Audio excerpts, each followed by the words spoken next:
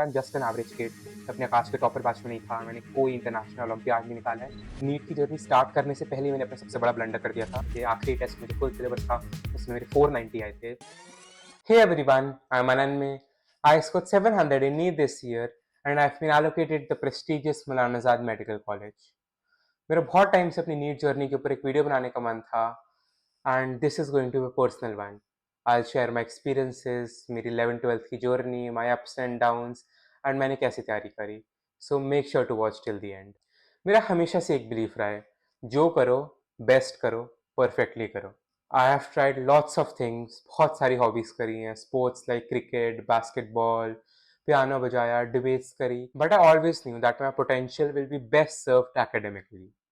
मैं क्रिकेट तो खेलता था, बट कभी ये नहीं सोचा कि क्रिकेटर बनूंगा। हमेशा से पता था कि करियर तो देखो पढ़ाई से ही बनेगा। मैं इंजॉय भी बहुत करता था, but never at the cost of my studies.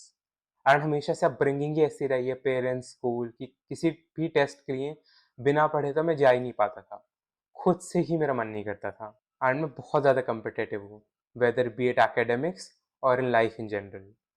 मैंने बहुत ब्रेन गेम्स खेले हैं like chess, sudoku, abacus and I played them to win. So I think मैंने समहाउ अपने ब्रेन को हमेशा ही मेंटल एक्सीलेंस के टुवर्ड्स ट्रेन करा है। अब तो मुझे इसके लिए नर्ड बुलाया कुछ भी, बट मैं ऐसा ही हूँ। एंड नर्ड से 99% के पीछे भाग रहा हूँ एंड 10th तक वो समहाउ आ भी जाते थे बिना इतनी मेहनत करे। सो इसकी वजह से मैं अपने आप को बहुत ज़्यादा ओवर एस्टिमेट करने लगा एंड आई थिंक नीट की जर्नी स्टार्ट करने से पहले ही मैंने अपना सबसे बड़ा ब्लंडर कर दिया था। And it was thinking that NEET is going to be easy. बहुत टॉपर्स के इंटरव्यू सुने थे उन्होंने कहा था कि दैट नीट स्टफ इतना इजी नहीं होता है, बट मुझे लगा था कि मैं तो कर ही लूँगा। तो इस मेंटालिटी के साथ मैं 11th एंटर करा, पीसीबी ली एंड सबसे पहले यूनिट्स एंड डायमेंशंस करके लगा कि चलो नीट 2025 का टॉपर तो मैं ही हूँ। एंड उसके बाद से मेरा बहुत बुरा डाउनफॉल शुरू हुआ। मैकेनिक्स करी मैंने, 11th में एफटी आए मेरे, स्कूल का मिड टर्म दिया एंड सब ने रियलिटी दिखा दी एंड मेरा डिल्यूजन पूरा शाटर हो गया। समझ आया that NEET is not going to be an easy journey and with each passing test मेरा बैकलॉग बढ़ता गया एंड मार्क्स कम होते गए। मैंने 11th के ड्यूरिंग काफ़ी मिस्टेक्स किया and I think the biggest one of them was leaving Aakash के एग्जाम फॉर स्कूल। जब भी कोई स्कूल में टेस्ट होता था तो मैं आकाश में क्लासेस जाना छोड़ देता था, टेस्ट मिस कर देता था। एंड मैं तो जबकि वीकेंड बैच में था तो मेरे लिए एक दिन आकाश मिस करना was like missing 6 hours of classes. जब मैं अगले हफ्ते जाता था मैं बिल्कुल ही ब्लैंक होता था, क्या कॉन्सेप्ट है, क्या चैप्टर चल रहा है, कुछ नहीं समझ में आता था। बहुत लोगों ने वार्न किया था मेरे को 10th में कि 11th is going to be tough, बहुत मुश्किल होती है, बट तब रियलाइज़ नहीं हुआ। बट फिर 11th में जब एकदम से इतना सिलेबस बढ़ा, मुझे पहली बार चैप्टर्स मुश्किल लगने लगे, कॉन्सेप्ट्स नहीं समझ आते थे and this was a very tough phase for me because मैं हमेशा से टॉपर रहा हूँ, तो मेरे को ऐसा था नहीं कि मेरे को कुछ समझ में ही ना आए।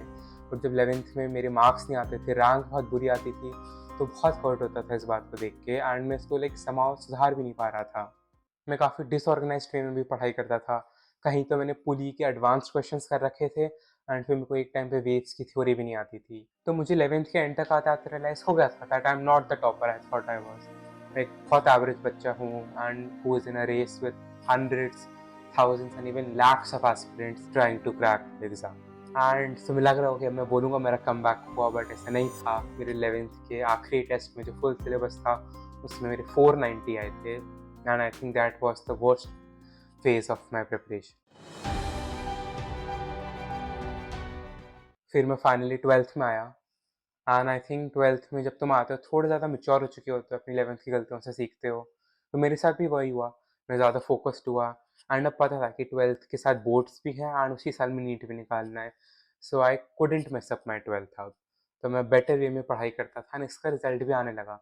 इनफैक्ट मेरे 12th के पहले ही टेस्ट में ईयर 1 आई थी, which was a big confidence booster for me. And इसके बाद से मेरा थोड़ा अपराइज शुरू हुआ, मैं अच्छे से पढ़ रहा था एंड ऐसा भी नहीं कि मैं कुछ बहुत अलग कर रहा था। बस वो चीज़ें कर रहा था जो मैंने 11th में नहीं करी थी।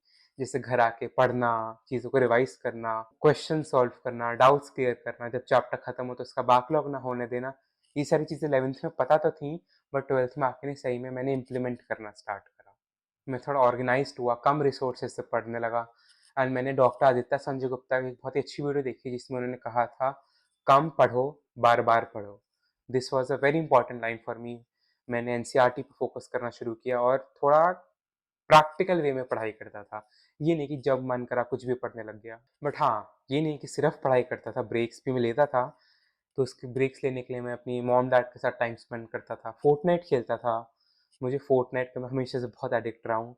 बट 11th में मैं फ़ोर्टनाइट को टाइम वेस्ट करके खेलता था। पूरे दिन कुछ भी नहीं पढ़ा, फिर भी शाम को फ़ोर्टनाइट खेला। तो उसका गिल्टी भी लगता था। बट 12th में क्या करता था, अगर मैंने अपना जो शेड्यूल फिक्स किया दिन का, अगर उसे पूरा कर लिया या इतने नंबर ऑफ आवर्स पढ़ाई करी, तभी फ़ोर्टनाइट खेलता था एंड फिर उसका एज़ अ रिवॉर्ड देखता था मैं। और अभी भी मैं फ़ोर्टनाइट खेलता हूँ, तो मेरे को खेलना है तो ये मेरी आईडी है। So yes. एंड मैं स्कूल भी जाता था, डमी स्कूल नहीं गया हूँ मैं, व्हिच आई थिंक मैं रिकमेंड भी नहीं करूँगा तुम लोगों को, बिकॉज़ स्कूल ने मेरे को काफ़ी हेल्प किया एक्चुअली में मेरी नीट प्रिपरेशन में।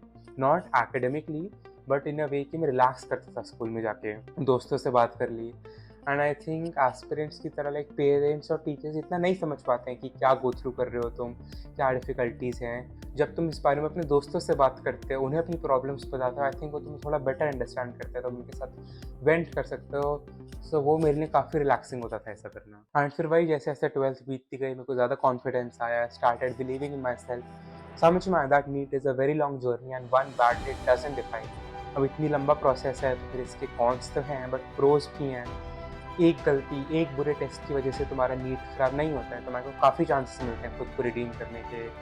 सुना तो बहुत था कि that NEET is a marathon and not a sprint, but इसे एक्चुअल में फिर इम्प्लीमेंट करना शुरू किया। कंसिस्टेंटली पढ़ने लगा, रोज़ पढ़ता था, even on my birthday. So यही छोटी-छोटी चीज़ें which can help you in the long run. अगर तुम्हें भी जानना है टिप्स एंड ट्रिक्स मैंने एक्चुअल में कैसे इम्प्लीमेंट करी, so make sure to subscribe to the channel so you don't miss out on those. Now let's continue. And फिर जैसे-जैसे 12th खत्म हुई, प्रैक्टिकल्स आए, प्री बोर्ड्स आए स्कूल में।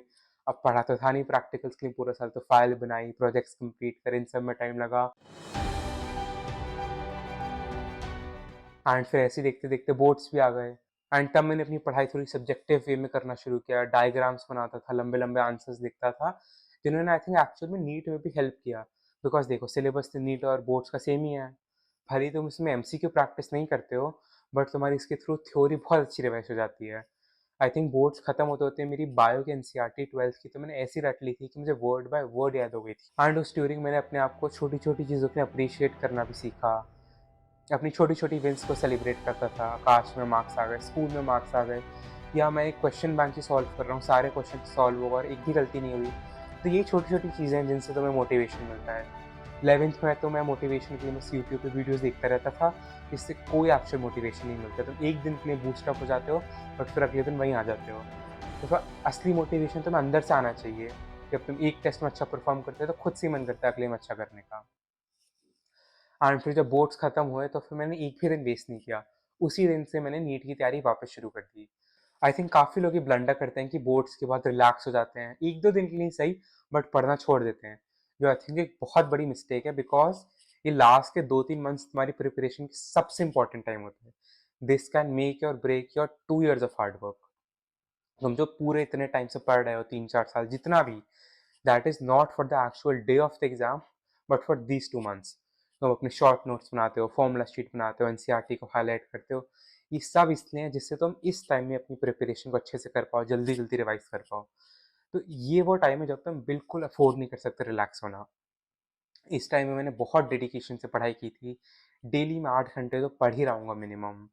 फुल मार्क्स देने शुरू किए मैंने, अपना सारा बैकलॉग पहले ख़त्म किया, फिर टेस्ट देता था। पहले मैंने शुरू किया 1 हफ़्ते में 1 टेस्ट देता था।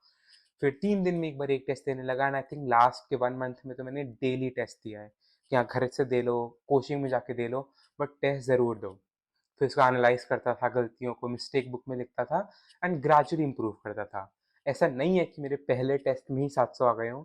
मेरे पहले तो काफ़ी आई थिंक मैं 600 से शुरू किया था अपने फुल टेस्ट्स के मार्क्स एंड ग्रेजुअली उन्हें ऊपर लेके गया मैं। तो फिर तुम भी ऐसे ही है, बिल्कुल तुम स्टार्ट से परफेक्ट नहीं हो सकते हो, गलतियाँ करोगे, बट द इम्पोर्टेंट थिंग है कि तुम अपनी गलतियों से तुम सीखो, टाइम मैनेजमेंट इम्प्रूव करो, सिली मिस्टेक्स कम करो एंड ऐसी चीज़ें जो धीरे-धीरे बिल्डअप करके तुम्हारे को एंड एग्ज़ाम के लिए प्रिपेयर करती हैं। एंड मेरे लास्ट के कुछ टाइम में काफ़ी कंसिस्टेंटली मार्क्स आने लगे थे। मेरे लास्ट की वीक के हर टेस्ट में 680 प्लस आए थे एंड फिर पता ही नहीं चलता लास्ट में तो कब टाइम फ्लाई कर जाता है एंड फाइनली नीट आ गया। एक्चुअली में 4th में आई, जब मैंने सोच रखा था कि नीट से 1 दिन पहले तो मैं नहीं ही पढ़ूँगा। सब लोगों ने कहा था कि उस दिन एक दिन तो ऐसा नहीं है कि तुम पढ़ लोगे तो कुछ अलग कर लोगे। तो मैंने सोचा था मैं उस दिन रिलैक्स करूँगा, फैमिली के साथ टाइम स्पेंड करूँगा, बट नहीं हुआ। मैंने 12 बजे तक पढ़ाई करी दिन में, फिर सोचा चलो 2 घंटा और सही, 2 बजे तक पढ़ा, 2 का 4 हुआ एंड ऐसे करते-करते रात के 2 बज गए एंड मैं पढ़ ही रहा था। बट उस टाइम मैंने फाइनली डिसाइड किया कि बहुत हुआ, मैंने बुक्स बंद करी एंड सोने गया। एटलीस्ट ट्राई करा, जबकि मुझे नींद नहीं आई। आई थिंक मैं उस दिन सुबह को 6 बजे फाइनली सो पाया होऊँगा इतनी एंग्ज़ायटी, टेंशन के चक्कर में। बट चलो इतना इफ़ेक्ट नहीं करा बिकॉज़ नीट के दिन तो इतना एड्रेनालिन रश होता है कि तुम्हें पता ही नहीं चलता और कुछ क्या चल रहा है। नींद-वींद तो क्या ही होती है। बट नहीं, मैं तुम्हें तो मैं रिकमेंड करूँगा कि 8 घंटा सो। बट हाँ, फाइनली मैं एग्ज़ाम हॉल पहुँचा एंड मैं 2 घंटा पहले पहुँच गया था वहाँ पे। तो मैंने उस टाइम उन 2 घंटे सिर्फ़ हनुमान चालीसा पढ़ी एंड बस हैप्पी चीज़ों के बारे में सोचा। उस टाइम तुम एक बहुत बड़ा ब्लंडर कर सकते हो कि रिवाइज़ करना अपनी पढ़ाई। बिकॉज़ तुम्हारे पास कोई रिसोर्सेज़ तो है नहीं, अगर तुम कुछ भूल जाओ उसे फिर से करने के लिए। तो अगर तुम उस टाइम कुछ भी भूले, तुम इतना पैनिक कर जाओगे कि तुम अपना सब खराब कर सकते हो। तो प्लीज़ उस टाइम पे बस अच्छी चीज़ें सोचना और पढ़ाई को भूल जाना। फाइनली इन्विजिलेटर ने पेपर दिया, मैंने हाथ जोड़े एंड पेपर स्टार्ट किया एंड मैं ना एक्चुअली में बायो से नहीं, मैं फिज़िक्स से स्टार्ट करता था। तुमने सुना ही होगा कि सारे टॉपर सब लोग बायो से स्टार्ट करते हैं, बट मेरी स्ट्रैटेजी अलग थी, मैं फिज़िक्स करता था। इसके बारे में मैं किसी और वीडियो में डिटेल में समझाऊँगा। बट हाँ, एंड मेरे साथ क्या हुआ, मैं फिज़िक्स का पहला क्वेश्चन देख के बहुत पैनिक कर गया। बट मुझे इस बात की प्रैक्टिस थी तो मैंने डीप ब्रेथ ली, पानी का एक सिप लिया एंड फिर 3 घंटा बहुत डेडिकेशन से मैंने पेपर सॉल्व किया। फिर फाइनली मैं उस दिन घर आया एंड मेरे को लगा था मैं उस दिन एक बहुत ज़्यादा एक साइ ऑफ रिलीफ लूँगा एंड लगेगा कि चलो finally all of this is over, my hard work paid of. But ऐसा कुछ हुआ नहीं, मैं बहुत ही नॉर्मल फ़ील कर रहा था एंड मैंने 1 महीने तक तो आंसर की भी चेक नहीं की थी, जब तक ऑफ़िशियल वाली आ नहीं गई थी बिकॉज़ मुझे लग रहा था कुछ गलत हो गया, नंबर नहीं आए, तो मैं बहुत डिप्रेस हो जाऊँगा। तो बट फाइनली मैंने आंसर की चेक की 1 महीने बाद, मेरे 700 आए and I think that was the day when I actually felt happy and felt proud of my self. फिर फाइनली रिजल्ट आया एंड तुम्हें पता ही है पूरा नीट स्कैम, रीनीट क्या-क्या हुआ। बट चलो at the end of it I got my dream medical college MAMC and मैंने से यही रियलाइज़ किया that I am just an average kid. मैं अपने आकाश के टॉपर बैच में नहीं था, मैंने कोई इंटरनेशनल ओलंपियाड नहीं निकाला है, बट मैं भी इंडिया के बेस्ट इंस्टीट्यूट से अब डॉक्टर बनने जा रहा हूँ। सो मैं तुमसे यही कहना चाहूँगा, work hard, believe in yourself, अपनी प्रिपरेशन पे बिलीव रखो and if I can do it, then you can do it too. So this has been my NEET journey.